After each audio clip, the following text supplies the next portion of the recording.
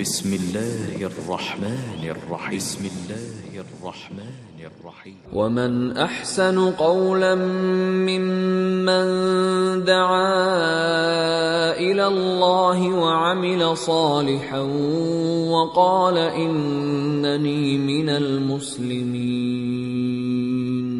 അല്ലാഹുവിങ്കലേക്ക് ക്ഷണിക്കുകയും സൽക്കർമ്മം പ്രവർത്തിക്കുകയും തീർച്ചയായും ഞാൻ മുസ്ലിങ്ങളുടെ കൂട്ടത്തിലാകുന്നു എന്നു പറയുകയും ചെയ്തവനേക്കാൾ വിശിഷ്ടമായ വാക്ക് പറയുന്ന മറ്റാരുണ്ട്? അസ്സലാമു അലൈക്കും വറഹ്മത്തുള്ളാഹി വബറകാതുഹു. ബിസ്മില്ലാഹിർ റഹ്മാനിർ റഹീം. അൽഹംദുലില്ലാഹി റബ്ബിൽ ആലമീൻ. വസ്സലാത്തു വസ്സലാമു അലാ അഷ്റഫിൽ അംബിയാഇ വൽ മുർസലീൻ നബീന മുഹമ്മദിൻ വഅലാ ആലിഹി വസഹ്ബിഹി അജ്മഈൻ. അല്ലാഹുമ്മ അല്ലിംനാ മാ യൻഫഉനാ വൻഫഅനാ ബിമാ അല്ലംതനാ. അല്ലാഹുമ്മ സിദ്നാ ഇൽമ. 121 മുതലുള്ള ആയത്തുകളാണ് ഇൻഷാ അല്ലാഹ് എടുക്കുന്നത്. 554 പേജ്.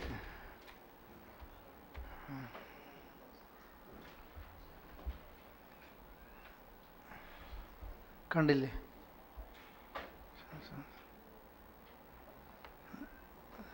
أعوذ بالله من الشيطان الرجيم. بسم الله الرحمن الرحيم.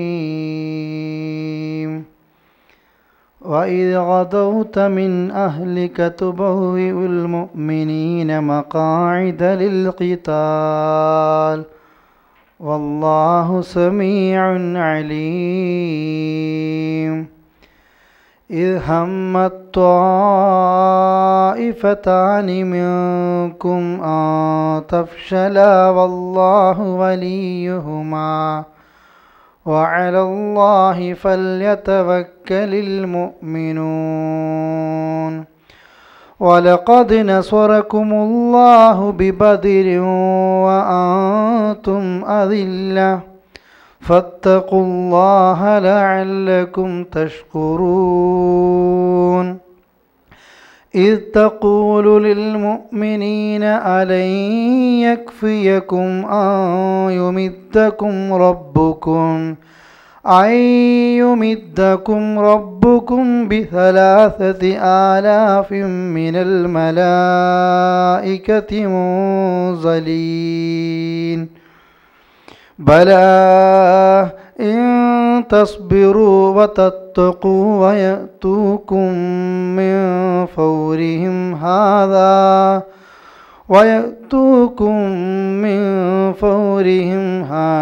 يمددكم ربكم ب5,000 من الملائكة مسومين. وما جعله الله إلا بشرى لكم ولتطمئن قلوبكم به وما النصر إلا من عند الله العزيز الحكيم. ليقطع طرفا من الذين كفروا أو يكبتهم فينقلبوا خائبين.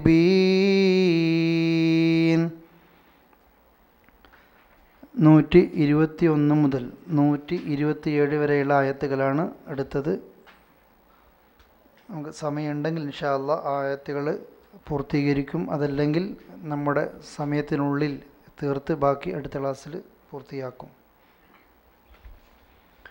ഇതുവരെ നമ്മുടെ ക്ലാസ്സിൽ നാം സംസാരിച്ച വിഷയം ഇസ്ലാമിൻ്റെ ശത്രുക്കളായ, അതല്ലെങ്കിൽ എല്ലാ നിലക്കും ഇസ്ലാമിനെ മോശപ്പെടുത്താനും മറ്റുള്ള ആളുകൾക്ക് മുമ്പിൽ ഇസ്ലാമിൻ്റെ ആദർശങ്ങളെ കൊച്ചാക്കാനും ശ്രമിച്ചുകൊണ്ടിരിക്കുന്ന ഇസ്ലാമിൻ്റെ ശത്രുക്കൾ, പ്രത്യേകിച്ച് വേദക്കാരാണ് ഉദ്ദേശിക്കുന്നത്. അവരുടെ എല്ലാ നിലക്കുള്ള സ്വഭാവങ്ങളും അള്ളാഹു നമുക്ക് അറിയിക്കുകയും ഏത് രീതിയിലാണ് അവരോട് പെരുമാറേണ്ടത്, ഏത് രീതിയിലാണ് അവരുമായിട്ട് കൂട്ടുബന്ധം സ്ഥാപിക്കേണ്ടത്, എത്രത്തോളം നമ്മൾക്ക് അവരുമായിട്ടടുക്കാം, എത്രത്തോളം അവരെ സൂക്ഷിക്കണം എന്നുകൂടി അള്ളാഹു സൂചിപ്പിച്ചു. അതോടൊപ്പം തന്നെ എല്ലാവരും വിചാരിച്ചാലും, ഇസ്ലാമിൻ്റെ ശത്രുക്കൾ ഒന്നടങ്കം വിചാരിച്ചാലും അവരുടെ കുതന്ത്രങ്ങളൊന്നും അള്ളാഹുവിൻ്റെ അടുക്കൽ ഒരു നിലക്കും വിജയിക്കൂല.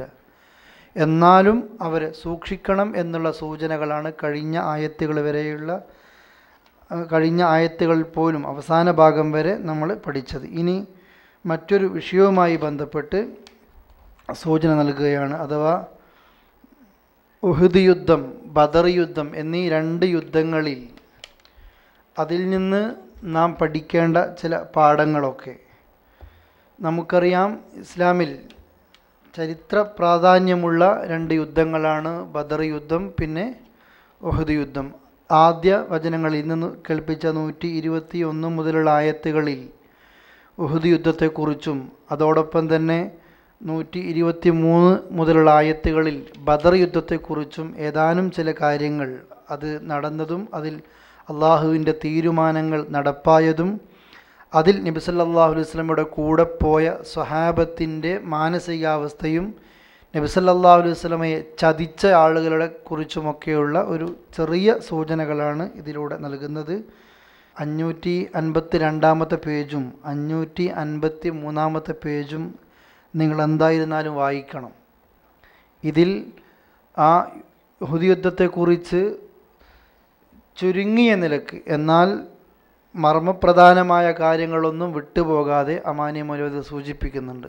എങ്ങനെയായിരുന്നു ആ യുദ്ധത്തിൻ്റെ പുറപ്പാട്, ആരൊക്കെയായിരുന്നു കൂടെയുള്ളത് എന്ന രീതിയിൽ. അഥവാ ഉഹുദ് യുദ്ധം നടക്കുന്നത് ബദർ യുദ്ധത്തിന് ശേഷം. നബി സല്ലല്ലാഹു അലൈഹി വസല്ലമക്കും സഹാബത്തിനും ബദർ യുദ്ധത്തിൽ നല്ല വിജയമുണ്ടായി. അത് മറികടക്കാനാണ് ഉഹുദ് യുദ്ധത്തിലേക്ക് അബൂ സുഫിയാനിൻ്റെ നേതൃത്വത്തിൽ പിന്നെയും മദീനയിലേക്ക് ശത്രുക്കൾ വരുന്നത്. ആ സമയത്ത് വലിയൊരു സംഘങ്ങളായിട്ട് അവർ വന്നു. നബി സല്ലല്ലാഹു അലൈഹി വസല്ലമക്ക് ഏത് രീതിയിൽ അവരോട് പ്രതികരിക്കണം എന്നതിനെക്കുറിച്ച് സഹാബികളോട് ചോദിക്കേണ്ട ആവശ്യമുണ്ടായി. മദീനയിൽ അവരെത്തിയിട്ട് മദീനക്കുള്ളിൽ വെച്ച് അവരുമായിട്ട് യുദ്ധം വേണ്ടതുണ്ടോ, അതല്ല നമ്മൾ ഇവിടുന്ന് അങ്ങോട്ട് മദീനത്ത് പുറത്ത് പോയിട്ട് മദീനക്ക് പുറത്ത് വെച്ച് യുദ്ധം ചെയ്യണോ എന്ന രീതിയിലാണ് നബി സല്ലല്ലാഹു അലൈഹി വസല്ലം സഹാബികളോട് ചോദിച്ചത്. ആ സമയത്ത് ഒരു വിഭാഗം പറഞ്ഞു, അഥവാ നബി സല്ലല്ലാഹു അലൈഹി വസല്ലമയുടെ സഹാബികളിൽ നിന്ന് ഒരു വിഭാഗം പറയാണ്, റസൂലെ നമ്മൾക്ക് എന്ത് ചെയ്യാം, മദീനക്ക് പിന്നെ ഉള്ളിൽ വെച്ച് തന്നെ എന്ത് ചെയ്യാം, അവരോട് യുദ്ധം ചെയ്യാം, അവരിങ്ങോട്ട് കയറട്ടെ, കയറിക്കഴിഞ്ഞിട്ട് ഇവിടെ വെച്ച് യുദ്ധമാകാം. കുറേ സഹാബികൾ ഈ അഭിപ്രായത്തിലുണ്ടായിരുന്നു. പലപ്പോഴും നമ്മൾ പേര് പറഞ്ഞിരുന്നു. ഒരു മുനാഫിക്കിൻ്റെ നേതാവ്, ആരായിരുന്നു അദ്ദേഹം? മുനാഫിക്കിൻ്റെ ഒരു നേതാവ് റസൂലുള്ളാഹി മദീനത്തെ പള്ളിയിൽ ജുമുഅ നിസ്കാരമൊക്കെ കഴിഞ്ഞാൽ മിഹ്റാബ് കയറി എന്നിട്ട് ഇത് നമ്മുടെ നേതാവാണ്, മുഹമ്മദാണ്, നബിയാണ്, വിശ്വസിക്കണം എന്നൊക്കെ പറയുന്നൊരു നേതാവ് ഉണ്ടായിരുന്നല്ലോ, അബ്ദുല്ലാഹിബിനു ഉബയ്യിബിന് സലൂൽ അല്ലേ? അദ്ദേഹവും ഉണ്ടായിരുന്നു, ആ വ്യക്തിയും ഉണ്ടായിരുന്നു. കാരണം മുസ്ലിങ്ങളുടെ കൂട്ടത്തിലാണുള്ളത്. എന്ത് പറയാൻ, റസൂൽ അവർ വരട്ടെ, നമ്മൾക്ക് ഇവിടെ വെച്ച് യുദ്ധം ചെയ്യാം, മദീനക്കുള്ളിൽ വെച്ച് ശത്രുക്കളുമായിട്ട് യുദ്ധം ചെയ്യാം, ഒരഭിപ്രായം. എന്നാൽ ചെറുപ്പക്കാരൊക്കെ റസൂലുള്ളാഹിനോട് പറഞ്ഞു, ഹംസ റളിയല്ലാഹു അൻഹു അടക്കമുള്ള ആളുകളൊക്കെ പറഞ്ഞു, നമ്മൾക്ക് മദീനക്ക് പുറത്ത് പോയിട്ട് അവരെ നേരിടാം, മദീനക്കുള്ളിലേക്ക് അവരെന്ത് ചെയ്യണ്ട, കയറ്റേണ്ട, മദീനക്ക് പുറത്ത് പോയിട്ട് ആ സൈന്യത്തെ നേരിടാം. അങ്ങനെ ഈ 2 അഭിപ്രായങ്ങളിൽ നിരന്തരം ആവശ്യം വന്നതും നബി സല്ലല്ലാഹു അലൈഹി വസല്ലം ആ സമയത്ത് അംഗീകരിക്കേണ്ടി വന്നതുമായ അഭിപ്രായം മദീനക്ക് പുറത്ത് പോയിട്ട് യുദ്ധം ചെയ്യുക എന്നുള്ളതാണ്. അവിടത്തേക്ക് നിലപാടെത്തി. അങ്ങനെ റസൂൽ കരീം സല്ലല്ലാഹു അലൈഹി വസല്ലമ പിന്നെ പടയങ്കിയൊക്കെ അണിഞ്ഞ്, അതല്ലെങ്കിൽ ശവ്വാൽ മാസത്തിലായിരുന്നു യുദ്ധം നടക്കുന്നത്. ശവ്വാൽ മാസത്തിൽ യുദ്ധം നടന്നപ്പോൾ ഒരു വെള്ളിയാഴ്ച നബി സല്ലല്ലാഹു അലൈഹി വസല്ലമ ക്ഷമയെക്കുറിച്ച്, അതുപോലെ തന്നെ ധൈര്യത്തെക്കുറിച്ച്, അതോടൊപ്പം തന്നെ ആ യുദ്ധമുഖത്ത് പാലിക്കേണ്ട ജാഗ്രതയെക്കുറിച്ച് എല്ലാ നിലക്കുള്ള ജാഗ്രതാ നിർദ്ദേശങ്ങളും ഒരുക്കങ്ങളെക്കുറിച്ചുള്ള മുന്നറിയിപ്പുകളും എല്ലാം കൊടുത്തു. നബി സല്ലല്ലാഹു അലൈഹി വസല്ലമ യുദ്ധത്തിനൊരുങ്ങി നേരത്തെ തന്നെ രാവിലെ തന്നെ വീട്ടിൽ ഇറങ്ങുകയാണ്. അപ്പോഴും മദീനക്ക് പുറത്തു പോയിട്ട് യുദ്ധം ചെയ്യാമെന്ന് പറഞ്ഞ ചെറുപ്പക്കാരിൽ, സഹാബികളിൽ ചില ആളുകൾക്ക് തോന്നി, മദീനക്കുള്ളിൽ വെച്ച് യുദ്ധം ചെയ്യണം എന്ന റസൂലുള്ളാഹിൻ്റെ ആഗ്രഹത്തെ ഞങ്ങൾ മറികടന്നോ അങ്ങനെയൊക്കെയുള്ള സംശയങ്ങൾ കൊണ്ടപ്പോൾ അവർ പറഞ്ഞു, റസൂലെ അതിൽ ഞാൻ കുറച്ചാളുകൾ പറഞ്ഞു ഞങ്ങൾ വാശി പിടിക്കുന്നില്ല, എവിടെയാണോ അള്ളാഹുവിൻ്റെ റസൂലിന് ഇഷ്ടം അവിടെ വെച്ചിട്ട് എന്ത് ചെയ്യാം, യുദ്ധം ചെയ്യാം എന്ന നിലപാടിലേക്ക് എത്തി. നബി സല്ലല്ലാഹു അലൈഹി വസല്ലം പറഞ്ഞു, ഇല്ല, ഞാൻ ആയുധം ധരിച്ച് പുറപ്പെട്ട് കഴിഞ്ഞു, ഞാൻ യുദ്ധത്തിന് ഒരുങ്ങിക്കഴിഞ്ഞു, ഇനി ആ ഇറങ്ങിപ്പുറപ്പെട്ടതിൽ നിന്ന് പിന്നോട്ടേക്ക് മാറുന്നത് അനുവദിക്കപ്പെട്ടതല്ല, എനിക്ക് ഒരാൾക്കും അങ്ങനെ അനുവദിക്കപ്പെട്ടതല്ല. അതുകൊണ്ട് മദീനക്ക് പുറത്ത് പോയിട്ട് തന്നെ യുദ്ധം ആരംഭിക്കുകയാണ്. ഇന്ന് നമ്മൾക്ക് കാണലുണ്ട്, മദീന തൊട്ടപ്പുറത്താണ് ഉഹദ് അല്ലേ. ആ ഉഹദ് നബി സല്ലല്ലാഹു അലൈഹി വസല്ലമയും സഹാബികളും 1000-ഓളം വരുന്ന ആളുകളുമായിട്ട് പോവുകയാണ്. നബി സല്ലല്ലാഹു അലൈഹി വസല്ലം പോവുകയാണ്, 1000-ഓളം ആളുകളായിട്ട് പടയങ്കി അണിഞ്ഞിട്ട് പോവുകയാണ്. കൂടെ അബ്ദുല്ലാഹി ബിൻ ഉബയ്യ് ബിൻ സലൂലുണ്ട്, കുറേ ആളുകൾ അങ്ങനെയുണ്ട്. വഴിക്ക് വെച്ചിട്ട് അബ്ദുല്ലാഹി ബിൻ ഉബയ്യ് ബിൻ സലൂൽ 300 ആളുകളെയും എടുത്ത് പിന്നിലേക്ക് തന്നെ മാറി, മദീനക്ക് തന്നെ തിരിച്ചു വന്നു. അഥവാ നമ്മുടെ അഭിപ്രായമൊന്നും കേൾക്കാതെ കുറച്ച് ആൾക്കാരുടെ അഭിപ്രായം കേട്ടിട്ടാണ് ആര് യുദ്ധത്തിലേക്ക് പുറപ്പെടുന്നത്, റസൂലുള്ളാഹി സ്വല്ലല്ലാഹു അലൈഹി വസല്ലം യുദ്ധത്തിലേക്ക് പുറപ്പെടുന്നത്. അതുകൊണ്ട് തന്നെ ഞങ്ങളോട് നന്ദി കേട് കാണിച്ച് അതല്ലെങ്കിൽ ഒരഭിപ്രായത്തിനൊരു വിലയുമില്ലാത്ത എന്നൊക്കെ പറഞ്ഞ് വഴിയിൽ വെച്ച് നബി സല്ലല്ലാഹു അലൈഹി വസല്ലം ചതിക്കുകയാണ്. അള്ളാഹുവിൻ്റെ റസൂലിനൊരു അനുഗ്രഹ പരീക്ഷണമാണെങ്കിലും ആരൊക്കെയാണ് എൻ്റെ കൂടെയുള്ളത്, ആരൊക്കെയാണ് എന്നിൽ നിന്ന് മാറിപ്പോകുന്നത് എന്ന് ശരിക്കും ബോധ്യപ്പെടുകയും ചെയ്യാണ്. ഇതാണ് മുനാഫിക്കിൻ്റെ ഒരു ചതി നടത്തുകയാണ്. അവിടെ യുദ്ധത്തിന് പോയിക്കൊണ്ടേയിരിക്കുമ്പോൾ 300 ആളുകളെയും കൂട്ടിയിട്ട് പിന്നോട്ടേക്ക് തന്നെ വരിക. ആ വരവോടുകൂടി സഹാബികളിൽ ചിലർക്ക് പ്രയാസങ്ങളുണ്ടായി. 3000-ഓളം വരുന്ന സൈന്യത്തെ നേരിടാനാണ് 1000-ഓളം ആളുകൾ, അപ്പം തന്നെ 2000 കുറവാണ്. അതിൽപ്പെട്ട 300 ആളുകളെയും കൂട്ടിയിട്ടാണ് ആര് പിന്നോട്ടേക്ക് തന്നെ തിരിച്ചു വരുന്നത്, Abdullahi bin Ubayy bin Salul. പ്രയാസങ്ങളുണ്ടായി. തീർത്തും ആ നിലക്ക് തന്നെയായിരുന്നു ഉഹദിലേക്ക് പുറപ്പെട്ടത്. ഇന്ന് നമ്മൾക്ക് അങ്ങനെ ഉഹദിൻ്റെ രണാങ്കണത്തിലെത്തുകയാണ്. ആ ഉഹദിൻ്റെ ഭാഗത്തെത്തിയപ്പോൾ ശത്രുക്കളുമായിട്ട് കണ്ടുമുട്ടുന്നു. അതല്ലെങ്കിൽ നബി സല്ലല്ലാഹു അലൈഹി വസല്ലമ ഉഹദ് മലയുടെയും അതുപോലെ തന്നെ ശത്രുവിൻ്റെയും മധ്യേ, ഇന്ന് നമ്മൾക്കറിയാം ഉഹദ് യുദ്ധം നടന്ന ആ ഭാഗം അല്ലേ, വേലിക്കെട്ടിൻ്റെ ഉള്ളിൽ ഇങ്ങനെ നിൽക്കുകയാണ്. മദീനയിൽ നിന്ന് അല്ലാഹുവിൻ്റെ റസൂൽ പുറപ്പെട്ട ആ ഭാഗങ്ങളും ശത്രുക്കൾ നിൽക്കുന്ന ഭാഗങ്ങളുമൊക്കെ അവിടെ രേഖപ്പെടുത്തി. അതല്ലെങ്കിൽ അവിടുത്തെ പണ്ഡിതന്മാർ നമുക്കിത് വിശദീകരിക്കുകയും ചെയ്യുന്നുണ്ട്. അങ്ങനെ അല്ലാഹുവിൻ്റെ റസൂൽ കരീം സല്ലല്ലാഹു അലൈഹി വസല്ലം ഓരോരുത്തർക്ക് സ്ഥാനം നിർണ്ണയിച്ചു. യുദ്ധം നടക്കുമ്പോൾ ഒറ്റയ്ക്കുള്ള യുദ്ധമുണ്ടാകും, രണ്ടാളുകൾ തമ്മിലുള്ള യുദ്ധങ്ങളുണ്ടാകും, കൂട്ടയുദ്ധമുണ്ടാകും. റസൂലുള്ളാഹി സ്വല്ലല്ലാഹു അലൈഹി വസല്ലം എല്ലാ നിലക്കും ഉഹദ് യുദ്ധത്തിന് ഓരോരുത്തരെയും ഇറക്കി. കൂട്ടത്തിൽ അബ്ദുല്ലാഹി ഇബ്നു ജുബൈർ റളിയല്ലാഹു അൻഹുവിൻ്റെ നേതൃത്വത്തിൽ ഒരു 50ഓളം അമ്പെയ്ത്തുകാരായ സഹാബത്തിനെ, ഇന്ന് ജബലുർ റുമാത്ത്, നമ്മൾ ഉഹദിലേക്ക് പോകുമ്പോൾ ചെറിയൊരു മൊട്ടക്കുന്ന് കാണലില്ലേ, ആളുകളൊക്കെ കയറിയിട്ട് നിൽക്കുന്ന അല്ലേ, ഇന്ന് അവിടെ ഇസ്ലാമിന് വേണ്ടി ഷഹീദായ അതല്ലെങ്കിൽ ഇസ്ലാമിന് വേണ്ടി രക്തം ചിന്തപ്പെട്ട സഹാബത്ത് അള്ളാഹുവിൻ്റെ ദീന് സംരക്ഷിക്കാൻ വേണ്ടിയിട്ട് നിന്ന ഒരു സ്ഥലമാണത്. ആ സ്ഥലം ഇന്നൊരു ഒരു ടൂറിസ്റ്റ് പ്ലേസ് പോലെ, അതല്ലെങ്കിൽ ഫോട്ടോ കൊണ്ടും വീഡിയോ കൊണ്ടും എല്ലാ നിലക്കും വേറൊരു രീതിയിലുള്ള ചിത്രമാണ് അവിടെ കാണുന്നത്. ആ മലയിലാണ് 50ഓളം അൻബെയ്ത്തുകാരെ നബി സല്ലല്ലാഹു അലൈഹി വസല്ലം നിർത്തുന്നത്. അവരോട് പറഞ്ഞു, എന്ത് വന്നാലും ഞാൻ പറയുന്നത് വരെ ഈ മലയിൽ നിന്ന് തീരരുത്, താഴേക്കിറങ്ങരുത്. ഏത് സമയത്തും ഞാൻ പറയുന്നത് വരെ നിങ്ങൾ ഇറങ്ങരുത് എന്നത് ഒരു അമീറിൻ്റെ നിർദ്ദേശമാണ്. അവരത് ഓക്കെ പറഞ്ഞു, ഇൻഷാ അല്ലാ അങ്ങനെ തന്നെയാകാമെന്ന് പറഞ്ഞു. താഴെ ജബലുർ റുമാത്തിൻ്റെ താഴെ യുദ്ധക്കളമാണ്, തൊട്ടപ്പുറം ഉഹദ് മല ഇങ്ങനെ വിശാലമായി കിടക്കുകയാണ്. അതിനിടയിൽ വെച്ച് യുദ്ധം നടന്നു. ശക്തമായി മുസ്ലിങ്ങൾക്ക് അള്ളാഹുവിൻ്റെ സഹായങ്ങളുണ്ടായി. 3000-ഓളം വരുന്ന ആളുകളെ ഈ 700-ൽ പരം വരുന്ന ആളുകൾ തോൽപ്പിച്ചു. തോറ്റോടി, ആയുധങ്ങളിട്ടോടി, സമ്പത്തിട്ടോടി, ജീവനം കൊണ്ടോടി മുശ്രിക്കീങ്ങൾ. അങ്ങനെയാണ് അവർ ഓടിയ സന്ദർഭത്തിൽ കുറച്ച് സഹാബികളൊക്കെ അവർ വിട്ടേച്ചു പോയ സ്വത്തുകളൊക്കെ, അഥവാ യുദ്ധമുഖത്ത് അവർ ഉപേക്ഷിച്ചു പോയ മുതലുകളൊക്കെ പെറുക്കിക്കൂട്ടുകയാണ്, വാരിക്കൂട്ടുകയാണ്. അതൊരു ഭാഗത്തിങ്ങനെ വാരി മാറ്റി വെക്കുമ്പോൾ ജബലുർ റുമാത്തിൽ അബ്ദുല്ലാഹി ഇബ്നു ജുബൈർ റളിയല്ലാഹു അൻഹുവിൻ്റെ നേതൃത്വത്തിലുള്ള എല്ലാവരും ഇതിങ്ങനെ കാണുക. താഴെ എന്ത് നടക്കുകയാണ്, യുദ്ധത്തിൽ ശത്രുക്കൾ വിട്ടേച്ചു പോയതൊക്കെ ഒരുമിച്ച് കൂട്ടുന്നുണ്ട്. അപ്പോൾ ഇവർ സ്വാഭാവികമായിട്ടും പറഞ്ഞതാ, വക്രബുദ്ധിയോ കാരണങ്ങളൊന്നുമല്ല. യുദ്ധം കഴിഞ്ഞു, ശത്രുക്കൾ തോറ്റോടിപ്പോയി, അവരുടെ മുതലുകളൊക്കെ അതാ താഴെ നിന്ന് വാരിക്കൂട്ടുന്നു. നമ്മൾ പോവുകയാണെങ്കിൽ നമ്മൾക്ക് എന്ത് ചെയ്യും, അതിൻ്റെ ഓഹരി കിട്ടുമെന്ന് കുറച്ചാളുകളൊക്കെ പറഞ്ഞു. അബ്ദുള്ള പറഞ്ഞു, ഇല്ല, അള്ളാഹുവിൻ്റെ റസൂൽ പറഞ്ഞത് എന്താണ്, ഞാൻ പറയുന്നത് വരെ നിങ്ങൾ ഇറങ്ങരുത്, എന്ത് വന്നാലും ഞാൻ പറയുന്നത് വരെ ഇവിടെ നിന്ന് നിങ്ങൾ താഴേക്ക് ഇറങ്ങരുത്. പക്ഷേ എന്തോ കുറച്ച് സഹാബികൾ താഴേക്കിറങ്ങി. ഈ സമയം ഇത് മുതലെടുത്തു ഖാലിദ് ഇബ്നു വലീദ്. ഇന്ന പേര് കേൾക്കുമ്പോൾ നമ്മൾ എന്ത് പറയലുണ്ട്, റളിയല്ലാഹു അൻഹു എന്ന് പറയലുണ്ട്. അന്ന് ഖാലിദ് ഇബ്നു വലീദ് ജബലുർ റുമാത്തിൻ്റെ പിന്നിലൂടെ വന്നു, ഒരു ചെറിയ സൈന്യവുമായിട്ട്. കുതിരകളുടെ മുകളിൽ കയറി, കുതിരപ്പുറത്ത് കയറി കുറച്ചാളുകളുമായിട്ട് ജബലുർ റുമാത്തിൽ വന്ന് ആദ്യം അവരെ തുരത്തി, അവരെ പിന്നെ കൊന്നിട്ടു, അതല്ലെങ്കിൽ അവരെ ആക്രമിച്ചു കീഴ്പ്പെടുത്തി, അതിലൂടെ യുദ്ധക്കളത്തിലേക്ക് ഇറങ്ങി. പിന്നെ മുസ്ലിങ്ങൾക്ക് എന്താണ് സംഭവിച്ചതെന്ന് ചോദിക്കുമ്പോൾ ചെതറുകയാണ്, പരസ്പരം ചെതറി.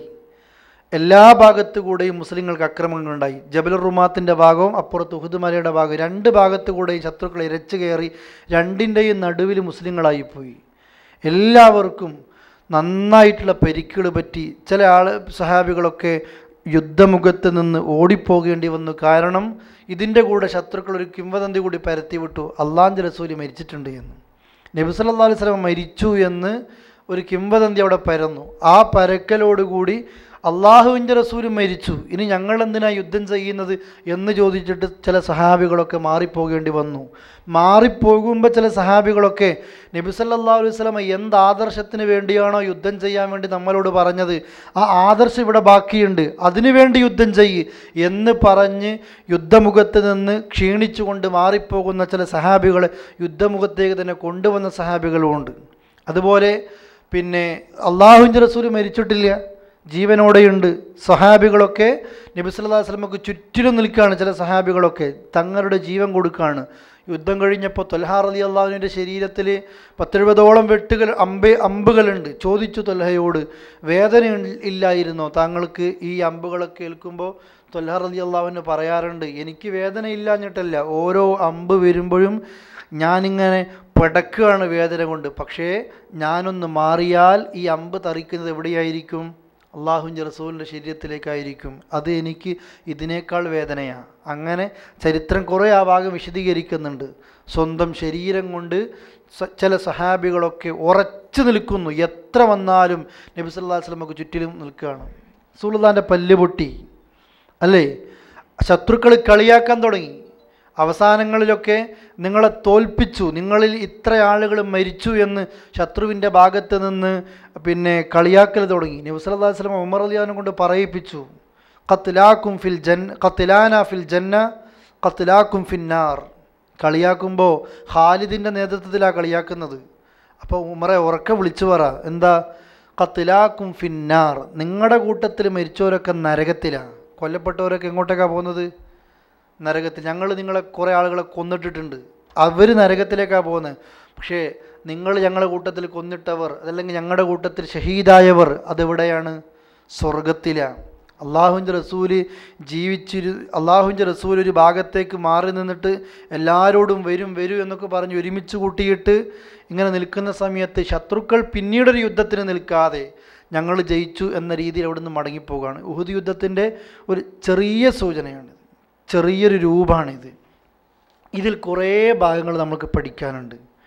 ഒന്ന്, യുദ്ധത്തിന് പുറപ്പെടുമ്പോൾ നബി സല്ലല്ലാഹു അലൈഹി വസല്ലം കൂടിയാലോചിച്ചത്. ഏത് സമയത്തും മുസ്ലിങ്ങൾ ചെയ്യേണ്ട സമീപനമാണ് കൂടിയാലോചന. അഭിപ്രായങ്ങൾ ശേഖരിക്കുന്നു. ബദറിലും അത് നടന്നിരുന്നു. അൻസാറുകളോടും മുഹാജിറുകളോടും അഭിപ്രായം ചോദിച്ചിരുന്നു. 2, നബി സല്ലല്ലാഹു അലൈഹി വസല്ലമക്ക് ശരിക്കും മനസ്സിലായി, അതുവരെ ആരാണ് തങ്ങളുടെ കൂട്ടത്തിൽ കപടന്മാരെന്ന് കൃത്യമായിട്ട് മനസ്സിലാകുന്നില്ല. ശരിക്കും ആ സമയത്തും മനസ്സിലാകുന്നില്ല, പക്ഷെ കൂടെ നിന്ന് ചതിക്കുന്ന ആളുകളെ പ്രത്യേകിച്ച് മനസ്സിലായി. അതുപോലെ തന്നെ അള്ളാഹുവിൻ്റെ റസൂൽ കരീം സല്ലല്ലാഹു അലൈഹി വസല്ലമ ജബലുർ റുമാത്തിൽ അമ്പെയ്ത്തുകാരെ നിർത്തി. എന്തേ അവരോട് പറഞ്ഞത്? പറയാതെ ഇറങ്ങരുത്. നമ്മുടെ മുസ്ലിങ്ങൾ എപ്പോഴും നമ്മുടെ മനസ്സിലുണ്ടാകേണ്ടതാണ് ഈ ഒരു വിഷയം. എനിക്കൊരു നിർദ്ദേശം ലഭിക്കുകയാണെങ്കിൽ എൻ്റെ അമീർ, അതല്ലെങ്കിൽ ഞാൻ അംഗീകരിക്കുന്ന നേതൃത്വം എനിക്കൊരു നിർദ്ദേശം തരികയാണ്, അതൊരു ഖൈറിനായിരിക്കും. മുഷാവറ നടത്തി, കൂടിയാലോചന നടത്തി, തവക്കുൽ ചെയ്തിട്ടായിരിക്കും ഒരു നിർദ്ദേശം തരുന്നത്. ആ നിർദ്ദേശം പിന്നെ പാലിക്കൽ നമ്മുടെ ബാധ്യതയാണ്. ഒരാൾ തെറ്റിച്ചാൽ മതി. ജബലുർ റുമാത്തിൽ വെച്ച് എല്ലാവരും തെറ്റിച്ചിട്ടില്ല, കുറച്ച് ആൾക്കാർ മാത്രമേ തെറ്റിച്ചിട്ടുള്ളൂ. എന്തേ? ഒരു നേതൃത്വത്തോട് ഒരല്പം ഒരു അനുസരണക്കേട് കാണിച്ചു, അള്ളാഹ് സംഘത്തിന് മൊത്തം പരാജയം കൊടുത്തു. മുസ്ലിം സമുദായം ഇന്ന് അനുഭവിക്കുന്ന വിഷയങ്ങളിലും ഇതൊരു കാരണമാണ്. എല്ലാവരും ലംഘിക്കേണ്ടതില്ല. ഇസ്ലാമിൻ്റെ അടയാളങ്ങളെയും ഇസ്ലാം ഏതൊക്കെ നിലയ്ക്ക് നേതൃത്വത്തെയും നമ്മുടെ നേതാക്കന്മാരെയും അനുസരിക്കാൻ വേണ്ടി പറയുന്നു. കുറച്ചാൾക്കാർ തെറ്റിച്ചാൽ മതി. ആ തെറ്റിച്ചൊലിക്ക് മാത്രമാണോ ഇത് ബാധിക്കുക? സമുദായം ഒന്നടങ്കം അതിൻ്റെ ഭവിഷ്യത്ത് അനുഭവിക്കും. ഇന്നത് അനുഭവിച്ചുകൊണ്ടേയിരിക്കുന്നു. അവരിറങ്ങി അല്ലേ, എണ്ണത്തിൽ പിന്നെ ബദറിനേക്കാളും കൂടുതൽ ആളുകളുണ്ട്. എന്നിട്ടും അള്ളാഹു ചെറിയൊരു പരാജയം, ഒരു അപായ സൂചന കൊടുക്കുകയാണ് ഈ ഭാഗത്തേക്ക്. എന്തിനാ? അനുസരണക്കേട് എന്നുള്ളൊരു തെറ്റ് കാണിച്ചപ്പോഴത്തേക്ക് അള്ളാഹ് കൊടുത്തു. എന്നിട്ട് അള്ളാഹ് പറഞ്ഞു, എവിടുന്നാ ഇത് വന്നത് എന്ന് ചോദിക്കുമ്പോൾ പറഞ്ഞേക്ക് റസൂലേ, ഈ ഉഹുദ് യുദ്ധത്തിൽ ഈ അനുഭവിക്കേണ്ടി വന്നത് അത് നിങ്ങൾ തന്നെ നിങ്ങൾക്ക് വേണ്ടി ഉണ്ടാക്കിയതാ എന്ന് അള്ളാഹു തആല ഖുർആനിലൂടെ സൂചനയും നൽകുന്നു. അങ്ങനെ അള്ളാഹുവിൻ്റെ റസൂൽ കരീം സ്വല്ലല്ലാഹു അലൈഹി വസല്ലമ അവിടുത്തെ പല്ല് പൊട്ടി, ഒരുപാട് പ്രയാസങ്ങളുണ്ടായി. പലർക്കും ഭർത്താക്കന്മാർ നഷ്ടപ്പെട്ട, അതല്ലെങ്കിൽ ഭർത്താവും ബാപ്പയും ആങ്ങളയും കുട്ടിയും നഷ്ടപ്പെട്ട ഉമ്മമാരുണ്ട്.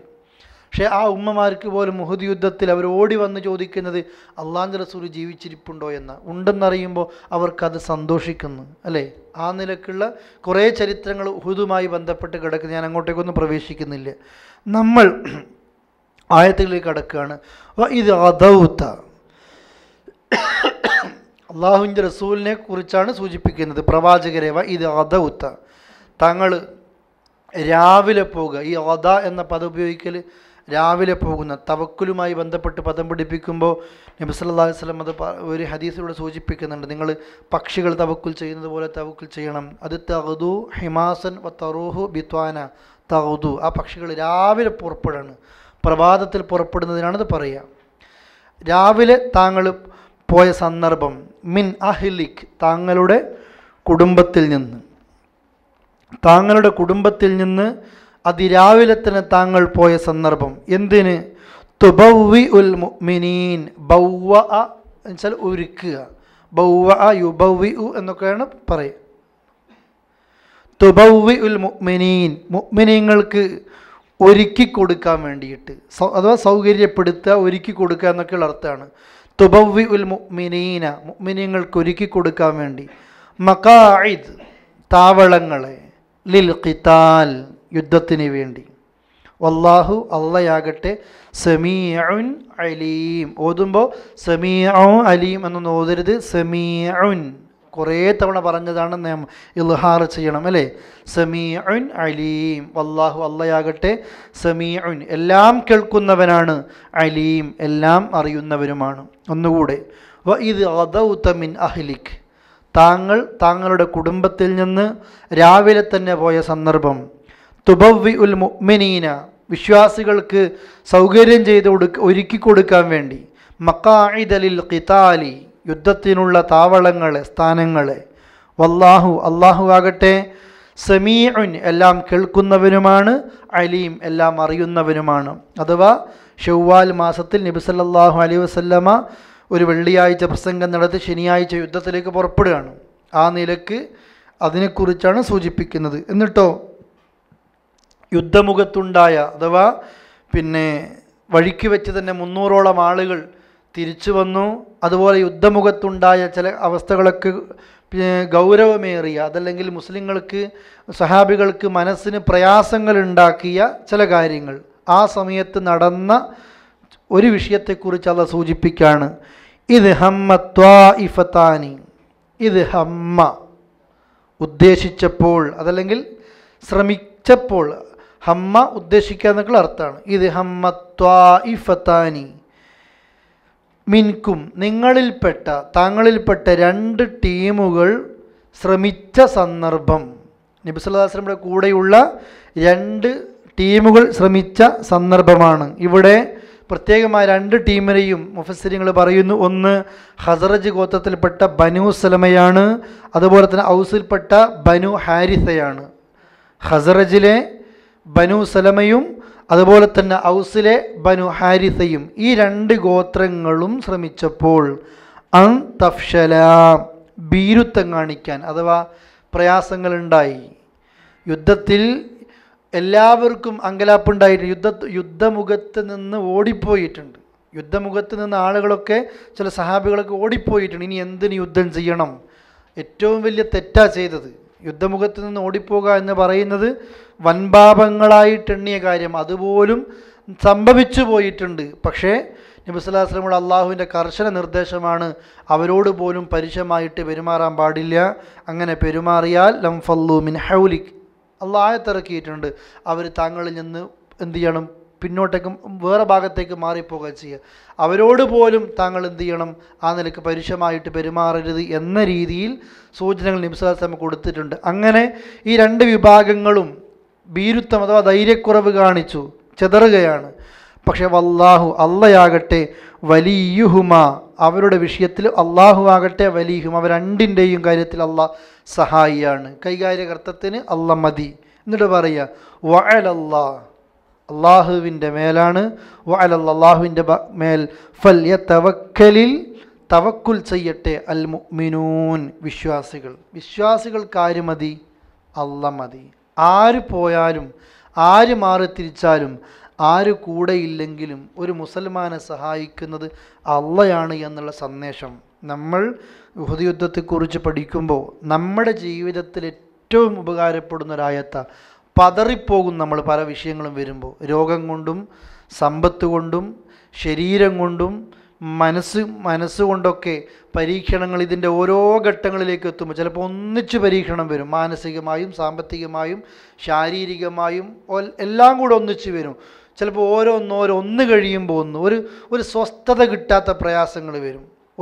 ഒരിക്കലും സമാധാനം കിട്ടൂല. കുടുംബത്തിലില്ല, നാട്ടിലില്ല, ജോലിസ്ഥലത്തില്ല, ഒന്നും തികയുന്നില്ല. മനുഷ്യൻ്റെ പിടുത്തം വിട്ടുപോകും. ആ സമയത്തും ഈ ആയത്ത് നമ്മൾക്ക് ഉപകാരപ്പെടണം. വഅലല്ലാഹി ഫല്യതവക്കലിൽ മുഅ്മിനൂൻ, ഒരു മുഅ്മിൻ ആരില്ല തവക്കുൽ ചെയ്യേണ്ടത്? അള്ളാഹുവിൽ. എന്താണ് ആ തവക്കുൽ അവനെ കൊണ്ട് ഉണ്ടാക്കുന്നൊരു ബോധം? എനിക്ക് അള്ളാഹ് മതിയാകുന്നവനാണ് എന്ന ബോധമുണ്ടാക്കും. അതോടൊപ്പം തന്നെ തവക്കുൽ ബോധം അവനുണ്ടാക്കും, എനിക്ക് അള്ളാഹ് തരാൻ വിചാരിച്ചത് മുഴുവനും അള്ളാഹ് എനിക്ക് തരും, ആർക്കും തടുക്കാൻ പറ്റൂല. എനിക്ക് അള്ളാഹ് തരണ്ട എന്ന് വിചാരിച്ച ഒരു സംഗതി ലോകത്തൊരാൾക്കും എനിക്ക് തരാനും പറ്റൂല എന്നൊരു ബോധമാണ് അവൻ്റെ തവക്കുൽ ചിന്ത. ഹസ്ബി അള്ളാഹ്, എനിക്കെൻ്റെ അള്ളാഹ് മതി എന്നൊരു ചിന്തയുണ്ടാക്കും. എന്നെ സഹായിക്കാൻ ആരുണ്ട്? അള്ളയുണ്ട്. കാരണം അള്ളാഹ് എന്നോട് പറഞ്ഞതാ.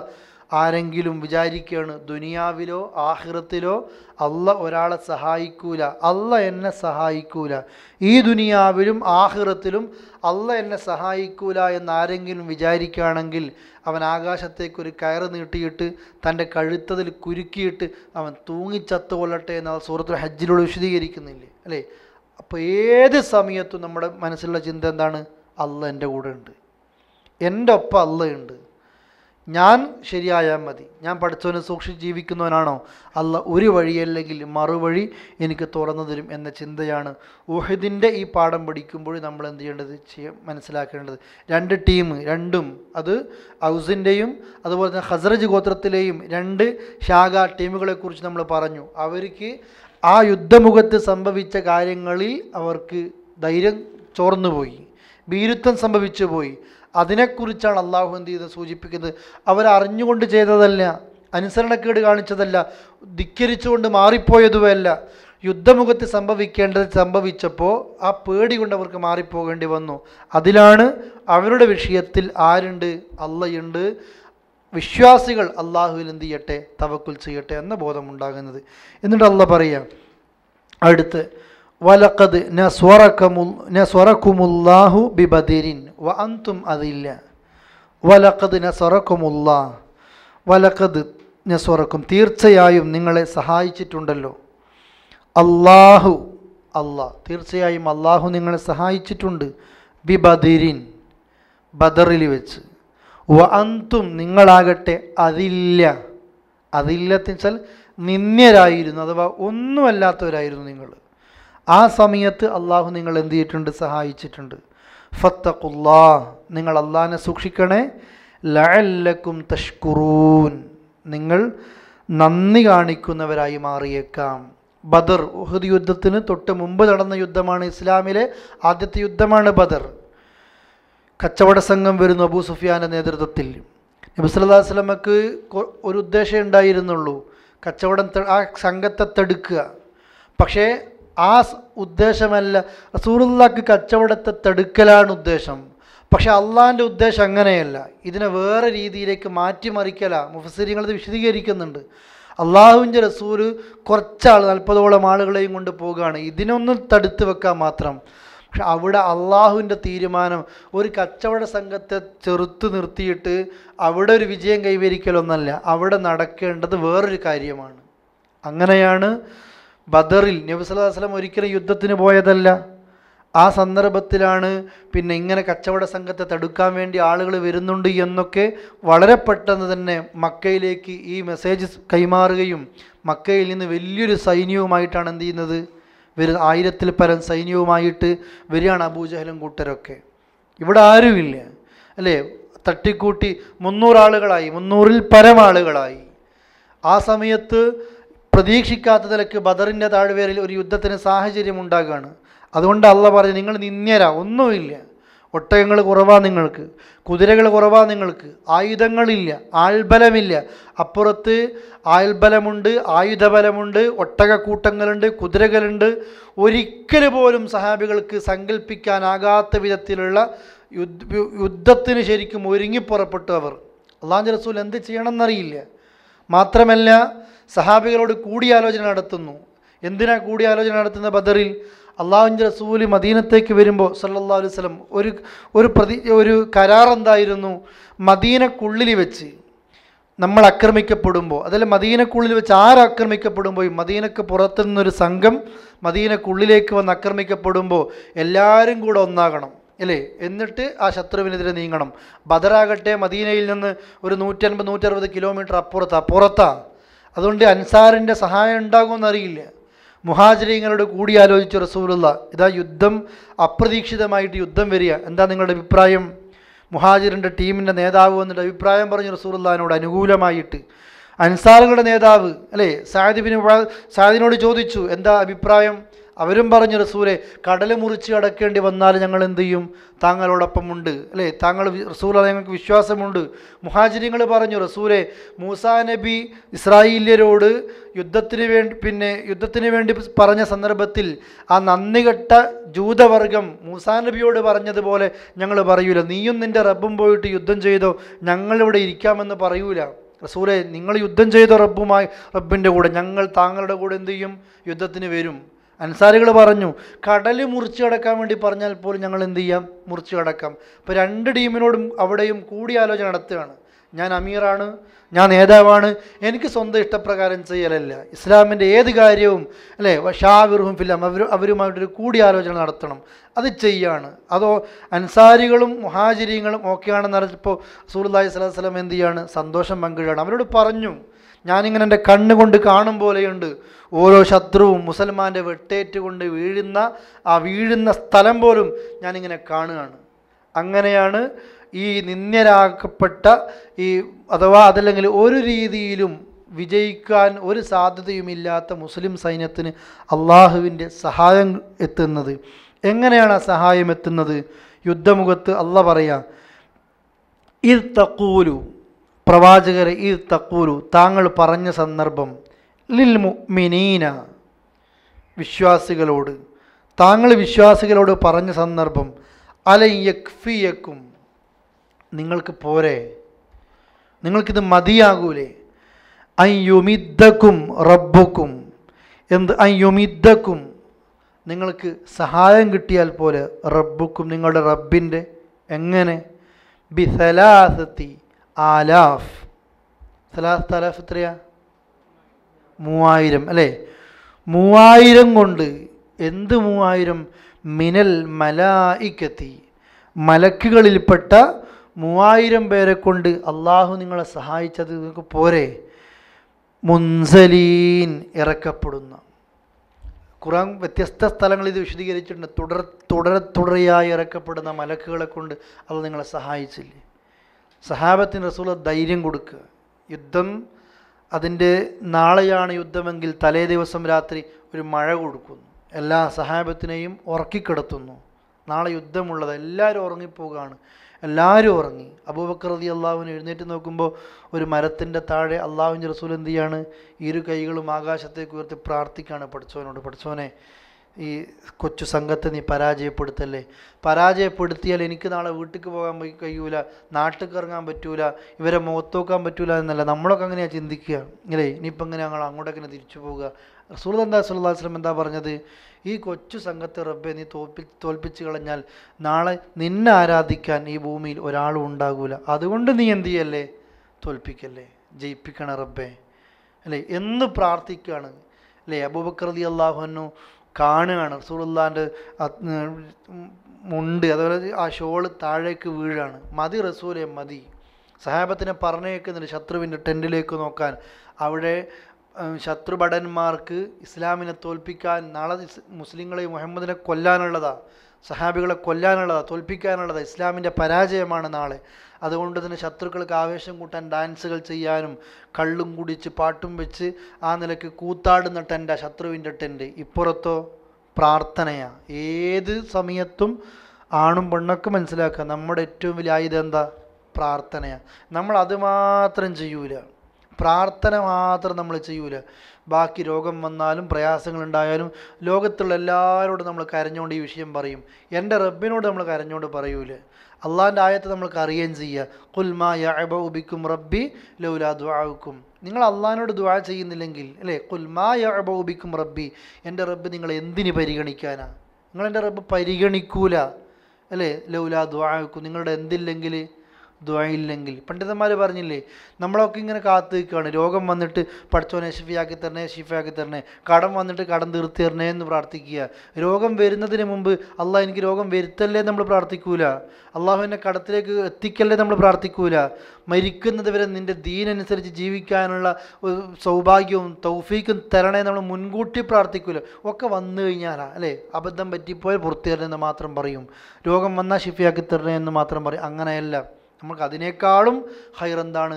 വരുന്നതിന് മുമ്പ് എനിക്കൊന്നും തരല്ലേ എന്നുള്ളതിനോട് പ്രാർത്ഥിക്കുക, സദാസമയം പ്രാർത്ഥിക്കുക. അതിന് പ്രത്യേകം സമയം വേണ്ടല്ലോ. നൃത്തത്തിലും ഇരുത്തത്തിലും നടത്തത്തിലും ബെഡിൽ വെച്ച് പോലും നമ്മൾക്ക് എന്ത് ചെയ്യുക? അള്ളാഹിനോട് പ്രാർത്ഥിക്കാം. അതിനേക്കാളും വലിയൊരു ആയുധം ഇല്ല. ചോദിക്കുന്നില്ലേ റബ്ബിനോട്, അള്ളാഹുവിനോട് ദേഷ്യ. അങ്ങനെ നബി സല്ലല്ലാഹു അലൈഹി വസല്ലമ അള്ളാഹിനോട് പ്രാർത്ഥിക്കുന്നു, അള്ളാഹിൻ്റെ സഹായം ഇറങ്ങുന്നു അല്ലേ?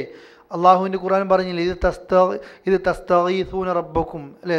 നിങ്ങൾ അള്ളാഹിനോട് ഇസ്തിഗാസ ചോദിച്ച സന്ദർഭം, അള്ളാഹിനോട് ആത്മാർത്ഥമായിട്ട് സഹായം തേടിക്കുക. ആ സമയത്ത് അള്ളാഹ് നിങ്ങളെ സഹായിച്ചു. എങ്ങനെയാ? തുടർച്ചയായി ഇറക്കപ്പെടുന്ന മലക്കുകളെ കൊണ്ട് അള്ളാഹ് സഹായിച്ചു. മലക്കുകൾക്ക് അള്ളാഹ് വഹി കൊടുത്തു, ഇറക്കപ്പെട്ട മലക്കുകൾക്ക് അള്ളാഹ് വഹി കൊടുത്തു. വിശ്വാസികൾക്ക് ഉറപ്പിച്ച് നിർത്തണം അല്ലേ? അതുപോലെ തന്നെ ശത്രുവിനെ ചിരിച്ചു വെട്ടാൻ പോലും അവർക്ക് വഹി കൊടുത്തു. ഈ യുദ്ധം കഴിഞ്ഞ് സ്വഹിയായ ഹദീസുകളിൽ കാണാം, ഒരു സഹാബി പറയുന്നു, ഞാനൊരു ശത്രുവിനെ വെട്ടാൻ വേണ്ടി ഇങ്ങനെ പാത്തും പതുങ്ങിയും നിൽക്കുമ്പോഴാണ് ഒരു വാളിൻ്റെ കലവിലെ ശബ്ദം ഞാൻ കേൾക്കുന്നത്. ആളെ ഞാൻ കണ്ടിട്ടില്ല. അവസാനം അള്ളാഹുവിൻ്റെ റസൂലിനോട് പറഞ്ഞു, ഞാൻ ആരെയാണോ വെട്ടാൻ ഉദ്ദേശിച്ചത് ആ ശത്രുവത ചെരിഞ്ഞ നിലക്ക് മൂക്ക് അങ്ങനെ അറുത്തു മാറ്റപ്പെട്ട നിലക്ക് നിലത്ത് കിടക്കുന്നു. അള്ളാഹുവിൻ്റെ റസൂല് പറഞ്ഞു, അത് ആകാശത്ത് നിന്നുള്ള സഹായമാണത്. ആ യുദ്ധത്തിൽ മലക്കുകൾ ഇറങ്ങി ശരിക്കും അള്ളാഹുവിൻ്റെ റസൂലിനെയും സഹാബികളെയും ആ യുദ്ധത്തിൽ സഹായിച്ചു അല്ലേ? അങ്ങനെ ആ യുദ്ധം ഇത് തഖൂലു ലിൽ മുഅ്മിനീന, താങ്കൾ വിശ്വാസികളോട് പറഞ്ഞ സന്ദർഭം, അല യക്ഫിയക്കും, നിങ്ങൾക്ക് പോരെ, ഇത് മതിയാകൂലേ, അയ്യുമിദ്ദക്കും റബ്ബുക്കും, നിങ്ങളുടെ റബ്ബ് നിങ്ങളെ സഹായിച്ചത് ബിസലാസത്തി ആലാഫിൻ മിനൽ മലായികത്തി മുൻസലീൻ, ഇറക്കപ്പെട്ടത് അല്ലെങ്കിൽ 3000-ഓളം മലക്കുകൾ ഇറക്കപ്പെട്ട ആ നിലക്ക് റബ്ബിൻ്റെ സഹായം വന്നത്. ബല, തീർച്ചയായിട്ടും മതിയാകുന്നതാണ്. അതല്ലെങ്കിൽ അത് തന്നെ അതിൻ്റെ ഒരു ഉത്തരമാണത്. പോരെ എന്നതിൻ്റെ ഒരു ഉത്തരമാണ് ബല, പിന്നല്ലാതെ അല്ലേ? അള്ളാഹ് തന്നെ പറയും, ഇൻ തസ്ബിറു, നിങ്ങൾ ക്ഷമിക്കുകയാണ്, വതത്തഖു, നിങ്ങൾ സൂക്ഷ്മത കാണിക്കുകയാണ് എങ്കിൽ, ഇൻ തസ്ബിറു, നിങ്ങൾ ക്ഷമിക്കുകയാണെങ്കിലും, വതത്തഖു, നിങ്ങൾ സൂക്ഷ്മത കാണിക്കുകയാണെങ്കിലും, വയഅ്തൂക്കും, അവർ വരികയാണ്, വയഅ്തൂക്കും, അവർ നിങ്ങളുടെ അടുത്തേക്ക് വരികയാണ്, മിൻ ഫൗരിഹിം ഹാദ, വളരെ പെട്ടെന്ന് അവർ നിങ്ങളുടെ അടുത്തേക്ക് ശത്രുക്കൾ വരികയാണ് എങ്കിൽ, യുംദിദുക്കും, നിങ്ങളെ സഹായിക്കും, അതിൽ നിങ്ങൾക്ക് സഹായം കിട്ടും. റബ്ബുക്കും, നിങ്ങളുടെ റബ്ബ് നിങ്ങളെ സഹായിക്കും. ബിഖംസത്തി ആലാഫിൻ മിനൽ മലായിക, 5000-ൽ പരം വരുന്ന 5000-ഓളം മലക്കുകളെ കൊണ്ട്. മുസവ്വിമീൻ, പ്രത്യേകം ചിഹ്നം വെക്കപ്പെട്ട, അതല്ലെങ്കിൽ പ്രത്യേകം അടയാളം വെക്കപ്പെട്ടവരായ മലക്കുകളെ കൊണ്ട് അള്ളാഹ് നിങ്ങളെ സഹായിക്കും. ഇപ്പോൾ 3000-ഓളം മലക്കുകളൊക്കെയാണ് ബദറിൽ ഇറങ്ങിയിട്ടുണ്ട്. എന്നിട്ട് അള്ളാഹുവിൻ്റെ റസൂല് പറയുക, ഇനി നിങ്ങൾ ക്ഷമിക്കുന്നു, നിങ്ങൾ സൂക്ഷിക്കുന്നു, അള്ളാഹിനെ തഖ്വയോടുകൂടി ആ നിലയുറപ്പിക്കുന്നു, വളരെ പെട്ടെന്ന് നിങ്ങൾ ആക്രമിക്കാൻ ശത്രുവെങ്ങാനും തയ്യാറായി കഴിഞ്ഞാൽ അള്ളാഹ് 5000 മലക്കുകൾ പ്രത്യേകം അടയാളപ്പെടുത്തിയ അടുത്ത ബറ്റാലിയൻ ആരിറക്കും? അള്ളാഹ് ഇറക്കും. മുഫസ്സിരീങ്ങൾ പറയുന്നത് അത് ഇറങ്ങേണ്ടി വന്നിട്ടില്ല എന്ന. ആര് കൊണ്ട് തന്നെ ബദർ ജയിച്ചിട്ടുണ്ട്? ഈ 3000-ഓളം വരുന്ന ഈ മലക്കുകളെ കൊണ്ട് തന്നെ അത് ബദറിൽ സംഭവം നടന്നിട്ടുണ്ട് എന്നതിലേക്കാണ് മുഫസ്സിരീങ്ങൾ സൂചനകൾ നൽകുന്നത്. അഥവാ ഈ 5000 മലക്കുകൾ വന്നതോ അവർ യുദ്ധമുഖത്ത് ചെയ്ത പ്രവർത്തനങ്ങളെക്കുറിച്ചോ ഒന്നും പരാമർശിക്കുന്നില്ല. സൂചനകൾ നൽകുന്നത് ഈ 3000-ൽ അതുകൊണ്ട് തന്നെ മതിയായിട്ടുണ്ട്. 5000-ഓളം വരുന്ന സ്പെഷ്യൽ ടീം എന്ത് ചെയ്യേണ്ടി വന്നിട്ടില്ല? ഇറങ്ങേണ്ടി വന്നിട്ടില്ല. നിങ്ങൾ നോക്ക്, അള്ളാഹുവിൻ്റെ സഹായം അങ്ങനെയാണ്. പക്ഷെ അള്ളാഹ് ഒറ്റൊരു കാര്യം അവിടെ പറയും, ഇൻ തസ്ബിറു വതത്തഖു. ഇത് രണ്ടോ വേണ്ടത്. ഇസ്ലാമിക യുദ്ധചരിത്രത്തിലും ഇസ്ലാമിക വിജയചരിത്രത്തിലും മുഴുവനും നമുക്കിത് കാണാൻ പറ്റും. കഴിവ് കൊണ്ടും ആയുധബലം കൊണ്ടും ആൾബലം കൊണ്ടും നല്ല മുസ്ലിങ്ങൾ ജയിക്കുക. നമ്മൾക്ക് ഇന്നും തോന്നാറുണ്ട് ചിലപ്പോൾ, അല്ലേ, എന്തുകൊണ്ട് പിന്നെ മുസ്ലിങ്ങൾ തോൽക്കുന്നു, എന്തുകൊണ്ട് എല്ലാവരും കൂടെ ഒന്ന് ഇറങ്ങുന്നില്ല, ഇറങ്ങാണ്ട് വിജയിക്കും എന്ന ധാരണയാണ്. ഉമർ റളിയല്ലാഹു അൻഹുവൊക്കെ താൻ ഓരോ സൈന്യത്തെയും ഓരോ നാട്ടിലേക്ക് അയക്കുമ്പോഴും അവർക്ക് കൊടുക്കുന്ന കത്തുകളിൽ സന്ദേശങ്ങൾ ഏറ്റവും പ്രധാനപ്പെട്ടത് ക്ഷമയും തഖ്വയുമാണ്. ഇത് രണ്ടും കൊണ്ടേ മുസ്ലിങ്ങൾക്ക് ജയിക്കാൻ പറ്റൂ. നന്നായിട്ട് ക്ഷമിക്കണം. ക്ഷമയില്ലാത്തൊരു സമൂഹത്തിന് ഒരിക്കലും ജയിക്കാൻ പറ്റൂല. 2 തഖ്വയില്ലാതെ കേവലം അംഗബലം കൊണ്ട് കുറേ മാപ്പിളാരെയും കൂട്ടിയിട്ട് ഒന്നിട്ട് പോയാൽ ജയിക്കാൻ പറ്റുമോ? ഒരിക്കലും ഇല്ല. പടച്ചോനെ സൂക്ഷിച്ച് പേടിച്ച് ജീവിക്കുന്ന ഒരു സംഘം കുറവാണെങ്കിലും അത് ജയിക്കും. അതിൻ്റെ തെളിവാണ് ബദർ. 300-ൽ പരം ആളുകൾ, 1000-ഓളം വരുന്ന ആളുകളോട് ജയിച്ചു. എന്തുകൊണ്ടാണ്? അവരുടെ കൂടെ ആയുധമുണ്ട്. എന്തായുധം അവരുടെ കൂടെ ഉള്ളത്? തഖ്വയാണ് ഉള്ളത്. തഖ്വ ഉണ്ട് അവർക്ക്. പടച്ചോനെ പേടിയുള്ളൂ, ലോകത്തൊരാളെയും പേടിയില്ല. അള്ളാഹിനെ പേടിയുള്ള ഒരാൾക്ക് വേറെ ആരെയും പേടിക്കേണ്ട ആവശ്യമില്ല. നമ്മളെന്തിനാണ് നാട്ടുകാരൊക്കെ പേടിക്കേണ്ടി വരുന്നത്? മുദീറിനെ പേടിക്കേണ്ടി വരുന്നത്, കഫീലിനെ പേടിക്കേണ്ടി വരുന്നത്. കഫീലുണ്ട് മുമ്പിലേക്കൊണ്ട് വരുമ്പോൾ എന്തുമാത്രം നമ്മൾ ഒലിപ്പിക്കും. പോയാലോ നമ്മൾ ആൾ വേറെ. എന്തുകൊണ്ടാണ് ഇത്? നമ്മൾ ശരിയല്ലാത്ത കൊണ്ട്. നമ്മൾ കമ്പനി മാനേജറെ മുമ്പിൽ ഏതൊക്കെ രീതിയിൽ നമ്മൾ പെരുമാറുന്നു, മാനേജർ പോയാലോ നമുക്ക് വേറൊരു മുഖം വരുന്നു. എന്തുകൊണ്ടാണ്? അള്ളാഹിനെ പേടിയില്ല. അള്ളാഹിനെ പേടിയുള്ളൊരു മനുഷ്യർക്ക് ലോകത്തൊരു മനുഷ്യനെ പേടിക്കേണ്ട ആവശ്യമില്ല. കാരണം ഓന് ആരെയും ബോധിപ്പിക്കാനല്ല, അവൻ ശരിക്കും നടക്കുന്നു, ശരിക്കും സംസാരിക്കുന്നു, നല്ലത് മാത്രം പറയുന്നു. അവന് ആരെ പേടിയുണ്ട്? അള്ളാഹിനെ പേടിയുണ്ട്. അങ്ങനെ നിങ്ങൾ ക്ഷമിക്കുകയും സൂക്ഷിക്കുകയും ചെയ്താൽ റസൂലുള്ളാഹി പറയാം, വളരെ പെട്ടെന്ന് ശത്രുക്കൾ നിങ്ങളുടെ അടുത്തേക്ക് വന്ന് ഇനി ആക്രമിക്കാൻ നോക്കുകയാണെങ്കിലും അള്ളാഹ് അടുത്ത ടീമിനെ ഇറക്കും. 5000 വരുന്ന ടീമിനെ ഇറക്കും. എന്തിന്? നിങ്ങൾക്ക് പ്രത്യേകം ചിഹ്നം വെക്കപ്പെട്ടവരായ നിലയ്ക്ക്. എന്തിനാണെന്നോ അള്ളാഹു തആല അത് വിശദീകരിക്കുന്നു. വമാ ജഅലഹുല്ലാഹു ഇല്ലാ ബുശ്റാ ലക്കും. ഞാനത് ആയത്തിൻ്റെ അർത്ഥം മാത്രം സൂചിപ്പിക്കുകയാണ്. ഇൻഷാ അല്ലാഹ് അവിടുന്ന് അങ്ങോട്ട് അത് വിശദീകരിക്കും. അള്ളാഹു ആ മലക്കുകൾ ഇറക്കുന്നത് നിങ്ങൾക്ക് ഒരു സന്തോഷം ലഭിക്കാനും നിങ്ങൾക്ക് മനസ്സിന് സമാധാനം നൽകാനും, അതുപോലെ തന്നെ എന്നിട്ട് പറയുക, പ്രവാചകരെ സഹായം മുഴുവൻ അള്ളാഹിന്റെ അടുക്കൽ നിന്നാണ്. എന്തിനാ? ഒരു ഭാഗത്തെ തന്നെ മുറിച്ച് തീർക്കാനും എന്നിട്ട് നിന്ദ്യരായിക്കൊണ്ട് ശത്രുക്കളെ മടക്കി പറഞ്ഞേക്കാനുമാണ് അള്ളാഹു തആല ഈ ടീമിനിട്ട് ഇറക്കുന്നത്. അവിടെ നമ്മുടെ ഇൻഷാ അല്ലാഹ് ചരിത്രം ഞാനത് വിശദീകരിക്കുന്നുണ്ട്. ഇതിന് വേണ്ടിയിട്ടാണ് മലക്കുകൾ ഇറക്കുന്നത്. അള്ളാഹു മലക്കുകൾക്ക് ആ നിലക്കുള്ള വഹിയുമാണ് കൊടുക്കുകയും ചെയ്തത്. 2 പോയിന്റ് നമ്മൾ സൂക്ഷിക്കുക. ഏത് സമയത്തും ക്ഷമിക്കാനും തഖ്വയോടുകൂടി ജീവിക്കാനും നമുക്ക് സാധിക്കണം. തഖ്വയില്ലാത്ത ഒരു സമുദായത്തിനും അള്ളാഹിൻ്റെ സഹായങ്ങൾ ഉണ്ടാകില്ല. നമ്മൾ പിന്നെ ഇസ്ലാമിലെ ശത്രുക്കൾ ഒന്നിച്ചു വന്ന് മുസ്ലിങ്ങൾ ആക്രമിക്കുമ്പോൾ ചിലരൊക്കെ പറയാറുണ്ട് അതേ നാണയത്തിൽ തിരിച്ചടിക്കാൻ, അല്ലേ? അവരിങ്ങോട്ട് ചെയ്യുമ്പോൾ അതേപോലെ തിരിച്ചയക്കാൻ. അതിൽ ആദർശം നോക്കുന്നില്ല. എല്ലാവരും കൂടി ഒന്നിച്ച് ഇല്ല, അള്ളാഹിൻ്റെ സഹായങ്ങൾ ഉണ്ടാകൂല. പടച്ചോൻ്റെ സഹായം ഒരു കൊച്ചു സംഘമാണെങ്കിലും അതിൽ ആദർശബലം, അതിൽ കാമ്പുണ്ടെങ്കിൽ അതിലായിരിക്കും അവരുടെ സഹായങ്ങൾ ഉണ്ടാകുക, അള്ളാഹുവിൻ്റെ സഹായങ്ങൾ ഉണ്ടാകുക. നമ്മൾ എപ്പോഴും ആ നിലക്ക് നിങ്ങൾക്ക് വിജയിക്കാം.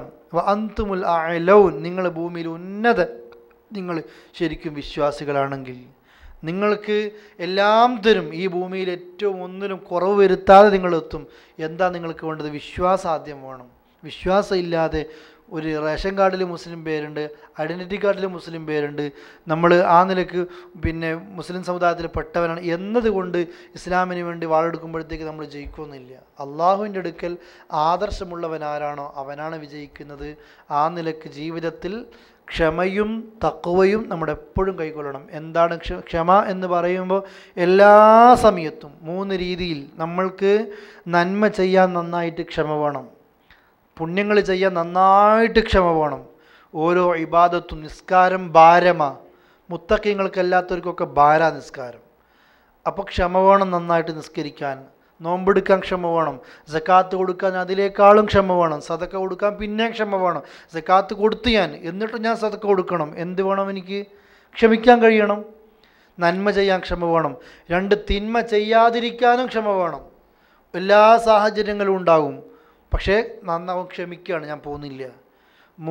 മൂന്നാമത്തെ ക്ഷമ, ദുരന്തങ്ങളും പ്രയാസങ്ങളൊക്കെ വരുമ്പോൾ അവിടെ സഹിക്കാനുള്ള ക്ഷമ വേണം.